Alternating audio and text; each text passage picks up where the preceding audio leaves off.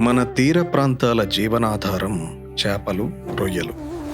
గోదావరి మరియు కృష్ణా నదులు నిక్షేపించిన వెలకట్టలేని గొప్ప ఒండ్రు నేల ఇది. భారతదేశంలో దాదాపు 1.67 లక్షల హెక్టార్లలో రొయ్యల సాగు జరుగుతుంది. అందులో ఒక్క మన ఆంధ్రప్రదేశ్లోనే సుమారుగా 71,000 హెక్టార్లలో రొయ్యల సాగు జరుగుతుంది. ఈ నేల తల్లి లక్షల కుటుంబాల వ్యవసాయ రైతులకు మాత్రమే కాకుండా భారతదేశ ఆక్వాకల్చర్ రంగానికి, ముఖ్యంగా రొయ్యలు మరియు చేపల ఉత్పత్తికి గణనీయమైన అభివృద్ధి, తద్వారా ఆర్థిక పురోగతికి దోహదపడుతుంది.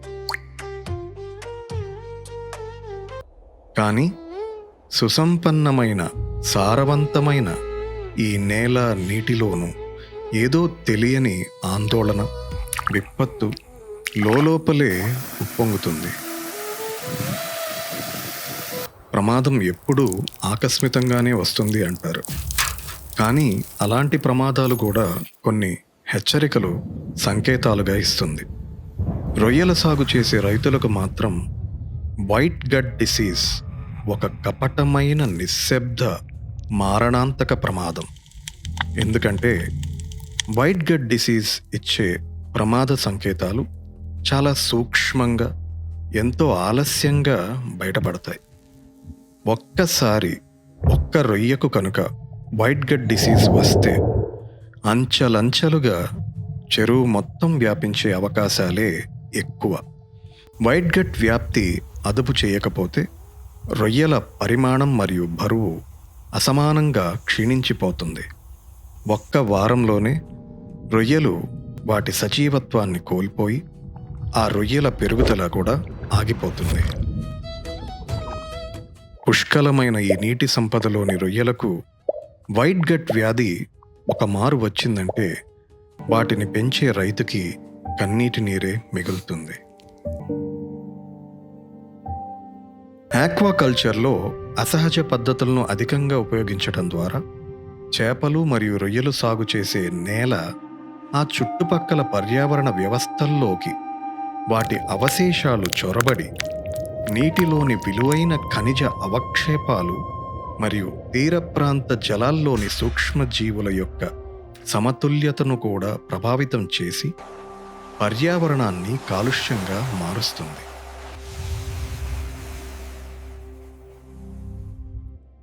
క్రమంగా ప్రతి ఉత్పత్తి తర్వాత చేసే సాగుకి నేలలోని నాణ్యత అంచెలంచెలుగా దెబ్బతీయబడుతుంది. ఇది ఇలాగే కొనసాగిస్తూ సాగు చేసే జలాలు పూర్తిగా కాలుష్యమైపోతే మన రొయ్యలు, చేపల సాగు చేసే పారంపర్యం కూడా ఆగిపోయినట్లే. ప్రతి చెరువు యొక్క పర్యావరణ వ్యవస్థను రక్షించడం ప్రతి రైతు యొక్క కర్తవ్యంగా గుర్తిస్తేనే ఆ నీటిలోని జీవ వైవిధ్యాన్ని కాపాడగలుగుతాం. ప్రకృతి పరిమళిస్తుంది. బలమైన మార్పు రావాలి. అందుకే దీనికొక మార్గం కనుగొనబడింది. సేంద్రియ మరియు అత్యంత శాస్త్రీయ పరిశోధనల నుండే పుట్టిన ఒక విప్లవాత్మక మార్గం. ప్రకృతి నుంచే పుట్టి శాస్త్రం చేత మలచబడిన పరిష్కారం డాగ్ బయోటిక్.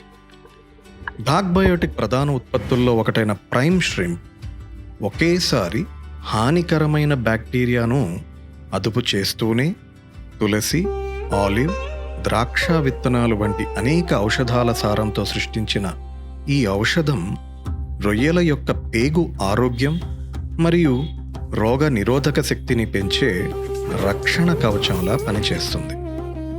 యాంటీబయాటిక్స్ ద్వారా వచ్చే ఎటువంటి సైడ్ ఎఫెక్ట్స్ కూడా లేని కారణం చేత ప్రైమ్ ష్రింప్ తీసుకునే రొయ్యలు మేతను సాధారణం కంటే ఎక్కువ పరిమాణంలో తీసుకుంటూ తద్వారా వేగవంతమైన పెరుగుదలకు దోహదపడుతుంది.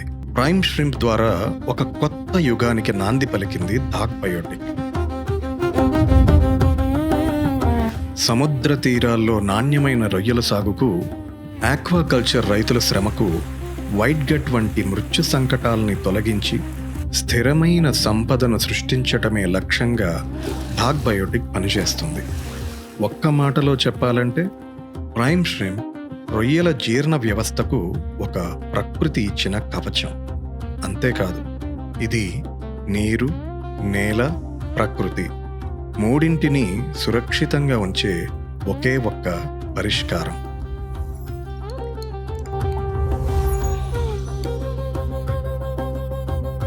రొయ్యల సాగులో వేగవంతమైన వృద్ధితో పాటుగా అధిక దిగుబడినిచ్చే లాభదాయక వ్యవసాయ సంస్కృతికి రైతులకిచ్చిన నమ్మకం పేరే డాగ్ బయోటిక్. ఇది మా మాట కాదు, వందలాది రైతులు విశ్వాసంతో అంటున్న మాట.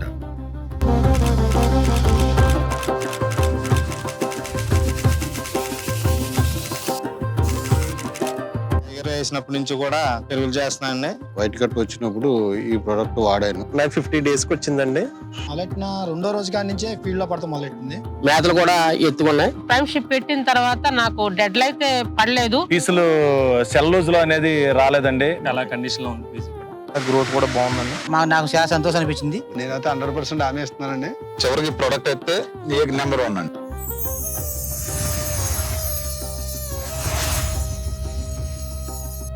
భారత తీర భవిష్యత్తు స్థిరత్వంతో కాంతివంతం అవ్వాలి.